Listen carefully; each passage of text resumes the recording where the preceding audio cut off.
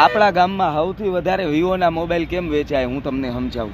વિવોના મોબાઈલમાં જાણે કે લાઇનિંગ આવી જાય, ભલે વાયનું ઢાંકણું તૂટેલું હોય તો પણ વિવોવાળા એવો જવાબ આપે ત્યાં જઈને તમને જોરદાર કે હા તમતારે એક દિવસ થશે તમારો મોબાઈલ આખો થઈ જશે નવો.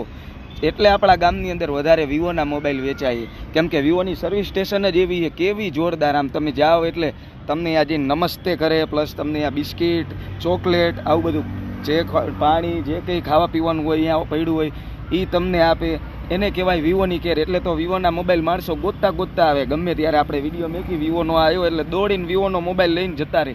આવી સર્વિસ સ્ટેશન હોવી જોઈએ. આપણે હમણાં વિવોનો મોબાઈલ એક બેનને આવી ગઈ હતી લાઇનિંગ, તરત જ કંપનીવાળાએ કરી દીધો.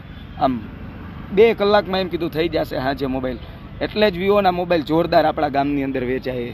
જો તમે પણ વિવોનો મોબાઈલ વાપરતા હોય તો કહેજો વિવોની સર્વિસ સ્ટેશન કેવી આપણા સુરેન્દ્રનગરમાં જોરદાર, ને કોમેન્ટ મારી દેજો જે વિવો વાપરતા હોય ને.